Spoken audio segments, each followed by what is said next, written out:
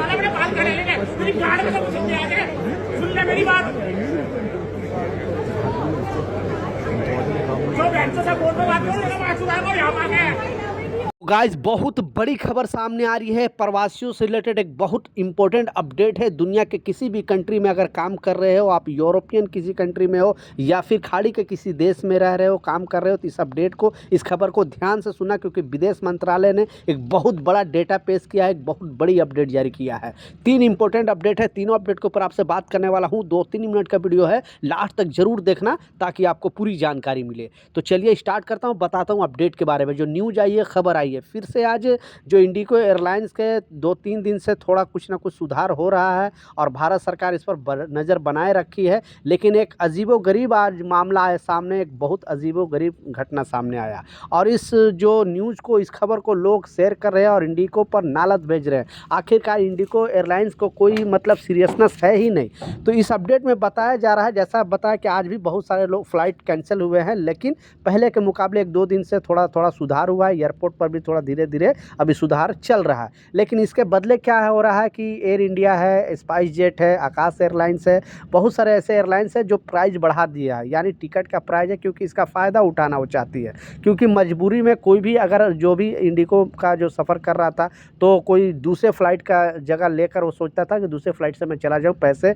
उनके लिए मायने नहीं रखता था। क्योंकि यहाँ पे इतना प्रॉब्लम 24-24 घंटा, 48-48 घंटा से अगर एयरपोर्ट पर आप पड़े रहोगे तो आप सोचोगे कि हमें सेकंड ऑप्शन मिल जाए। तो इसका फ़ायदा दूसरे एयरलाइंस कंपनी, जैसे मैं बताया, एयर इंडिया हो गया, एयर इंडिया एक्सप्रेस हो गया, आकाश एयरलाइंस हो गया, स्पाइस जेट हो गया, ये सब जो एयरलाइंस है उसका जमकर फ़ायदा उठाया। जबकि भारत सरकार को चाहिए कि इस पर नज़र बनाए रखे, क्योंकि वो अपने मर्जी से वो टिकट का प्राइस हाई कर दिया अचानक, और मजबूरन जिसके पास पैसा था वो दूसरी फ्लाइट लेकर ट्रैवल कर चुके। लेकिन इंडिगो एयरलाइंस का एक अजीबोगरीब एक न्यूज़ सामने आ रही है और इसमें बताया जा रहा है कि एक हस्बैंड, वाइफ और उनके बच्चे ट्रैवल कर रहे थे। इंडिगो एयरलाइंस का जो फ्लाइट है वो कैंसिल हो गया, लेकिन दूसरे फ्लाइट में इनका टिकट कराया गया, लेकिन इनका टिकट अलग अलग करा दिया। आप समझ सकते हो, बच्चे का टिकट अलग, बाद में जो हस्बैंड का टिकट अलग है और वाइफ का टिकट अलग है। अब छोटा बच्चा कैसे अकेले ट्रैवल करेगा? बाद में शोर शराबा होता है वहाँ पे एयरपोर्ट पे, दूसरे यात्री भी इनके समर्थन करते हैं, बोलते कि आखिर ऐसा क्यों? क्योंकि अगर अलग अलग किया तो कम से कम माँ और बच्चा तो एक साथ ट्रैवल करना चाहिए। हस्बैंड अलग ट्रैवल करेगा, प्रॉब्लम नहीं है, लेकिन इस तरह से तीनों को अलग अलग करके इनको टिकट देना पड़ा। बोला कि अभी मैनेज करने के लिए इस तरह का चीज़ किया। अब 7-8 साल या 6 साल 5 साल का बच्चा है तो अकेले कैसे ट्रैवल करेगा? बाद में फिर एयरलाइंस पर दबाव बनाया गया वहाँ के यात्री द्वारा, और फिर उनको, माँ और बच्चे को एक में टिकट कराया गया, फिर बाद में हस्बैंड को अलग टिकट कराया गया। तो ऐसे घटना, क्योंकि उनको ये भी पता नहीं है कि एक छोटा सा बच्चा अलग ट्रैवल कैसे कर सकता है, यानी अपने माँ के साथ ही वो ट्रैवल कर सकता है या अपने फादर के साथ ही ट्रैवल कर सकता है, वो बच्चे सिंगल ट्रैवल कैसे करेगा? तो इसका बहुत इंडिगो पर मजाक उड़ाया गया, क्योंकि इंडिगो एयरलाइंस पूरी तरह तहस नहस हो गई है और उसका इतना इमेज ख़राब हो गया, क्योंकि फॉरेन कंट्री में भी इस चीज़ को, इस न्यूज़ को बताया जा रहा। बहुत सारे पर्यटक लोग यहाँ पे आए हैं और वो भी अपने सोशल मीडिया अकाउंट पे इस तरह का वीडियो डाल रहे हैं कि आखिर इंडिया में, क्योंकि इस पे जो है इमेज इंडिया का भी ख़राब हुआ। इंडिगो का जो ख़राब हुआ तो अलग बात है, ये कंट्री का भी नाम बदनाम हुआ। तो भारत सरकार को जल्दी से जल्दी कुछ ना कुछ एक्शन लेना चाहिए, ताकि भविष्य में कोई भी एयरलाइंस इस तरह का गलती ना करे। दूसरा जो इम्पोर्टेंट अपडेट है, आपने बिल्कुल टाइटल और थंबनेल में सच पढ़ा है, क्योंकि विदेश मंत्रालय ने एक डेटा दिया है और उस डेटा से पूरी तरह भारत सरकार खुद परेशान है।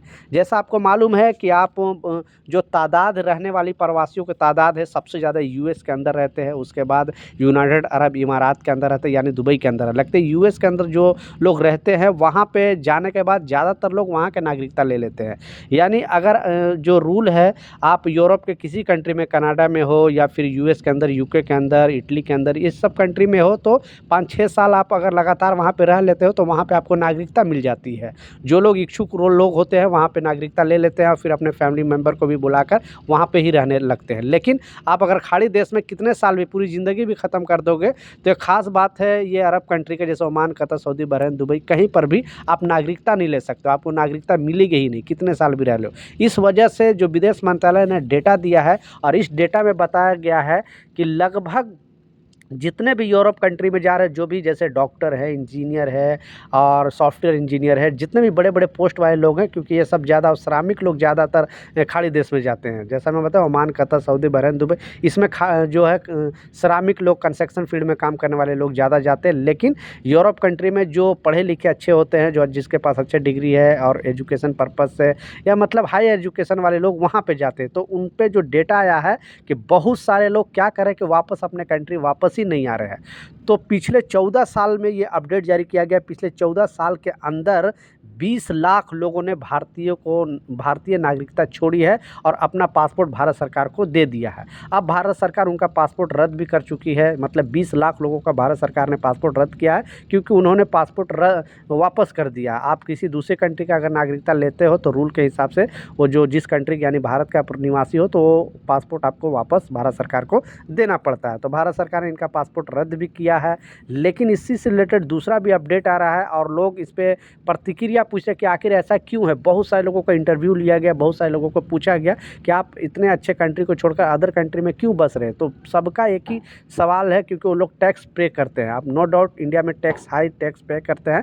टैक्स के हिसाब से उनको वहाँ पे जैसे अच्छे रोड है, अच्छे हॉस्पिटल है, अच्छे मतलब उनको सुविधा नहीं मिलता। उनका कहने का यही, अच्छे सुरक्षा नहीं मिलता है। तो ये डेटा सुन के जो भारतीय अभी गवर्नमेंट है लेटेस्ट में, वो परेशान है और इस पे विपक्ष भी आवाज़ उठा रहा है, क्योंकि पिछले 14 साल से बीजेपी की गवर्नमेंट है। इस वजह से लोग, जो विपक्षी दल है, आवाज़ उठा कि आखिर भारतीय लोग ये कंट्री छोड़कर क्यों जा रहे हैं। जो भी अच्छे पोस्ट पे हैं, अच्छे यहाँ पे पैसे कमाते हैं, वहाँ पे कमाते हैं, तो वहाँ पे ही जाकर सेटल हो जाते हैं। तो ऐसे लोगों को 20 लाख लोगों को पासपोर्ट रद्द कर दिया गया है। तो आप क्या सोचते हो? आप भी अगर दुनिया के किसी कंट्री में रह रहे हो और यहाँ की नागरिकता छोड़े हो, तो अपना राय नीचे कमेंट सेक्शन में ज़रूर बताना, या इन फ्यूचर छोड़ने वाले हो तो ज़रूर लिखें कि आप किस कारण से भारत का नागरिकता छोड़ रहे हो। आपका एक कमेंट दूसरे को ज़रूर सीखने को मिलेगा और उनको भी पता चलेगा कि रियलिटी क्या है और किस वजह से भारतीय लोग ही भारतीय को नागरिकता छोड़ रहे हैं। तो ये कुछ अपडेट था, ये कुछ जानकारी था, मैं सोचा आप लोग के साथ शेयर करूँ। कुछ सवाल है, कुछ कन्फ्यूजन है, नीचे कमेंट सेक्शन में ज़रूर लिखें, मैं ज़रूर आपको रिप्लाई करूँगा। मिलता हूँ नए अपडेट के साथ, नई जानकारी के साथ। जब तक जय हिंद।